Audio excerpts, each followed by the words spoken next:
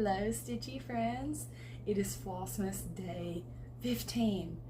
It is December 15th, and we are 10 days away from Christmas, which reminds me I need to wrap my children's presents, like very, very soon, because my daughter is about to start her last week of school, and then she'll be home 24/7, and that's going to make it way harder. So I need to go buy wrapping paper. I need to get everything wrapped and ready this week. So those are my plans. If you're new here, hi, I'm Lacey. I go by the Sleepy Stitcher here on YouTube and Instagram, and you are here right in the middle of my Flossmas celebration. Yesterday, my wheel spun Elsa. This is a pattern by The Stitch Patterns on Etsy, and I have been linking their shop in the description, although when I search their shop, I can't find this specific pattern. I bought their whole shop years ago, and that's how I have it. I assume that if you buy their whole shop, you would still get it, but I don't know if it's been changed or removed. I would assume not. So that's how I have this pattern. I'll go ahead and show you where it was while I tell you a little bit about it. I don't know the name of the fabric, but it is a 20 count, and I'm stitching 1/1 with CXC threads, and it is giving pretty good coverage. And here is where I got, let's see where I can put this where it looks the best. You can see pretty good right there. So I got a lot of work in this yesterday. I stitched 792 stitches, and that brings me to 47% just after 2 stitchy sessions. I did say I wanted to finish her face, but I didn't realize how many stitches that would be. That was a lot. I mean, I got almost 800 stitches, and I did not finish her face. Yesterday, I finished filling in her hair here. I did the rest of her like braid, facial features, and then I started filling in her face. So the rest of her face is just fill in, and it shouldn't take long, and then I can start the dress. Thank you to everyone that asked about my daughter and sent her well wishes. She's still not feeling great.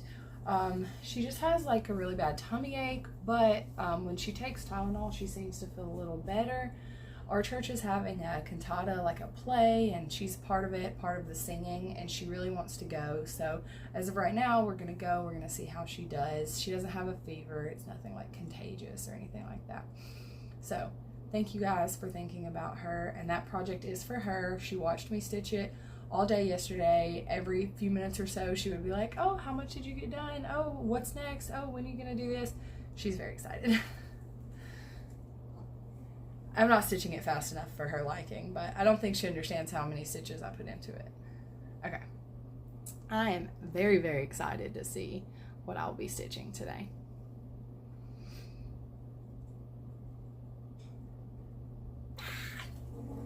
Yay. Okay. One thing I've learned, if you didn't see that, I spun Hogwarts. One thing I've learned about spinning a wheel, it teaches you what your favorites are, because before I would be like, oh, I'm enjoying stitching everything. This is fun and that's fun and whatever. But as soon as I push that spin button, whether I think I'm partial to something or not, there's a pattern or two in my mind and in my heart that I'm hoping to see. And then I can tell, even it may not even be a specific pattern in mind, but when a name comes up on that wheel, I can tell if there's a little disappointment, if there's a little whatever. I know what was truly in my heart, whether I wanted to admit it or not. Okay, so this is Hogwarts. I love Hogwarts.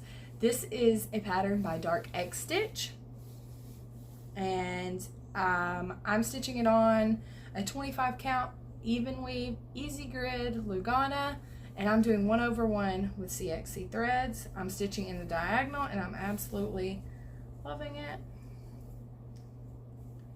So this is where I am on Hogwarts. The only issue I have is I do have a couple, like right here, I feel like you can see the lines from the first couple of diagonals. I don't know if it's because they're lighter colors or what, but it's bothering me a little bit.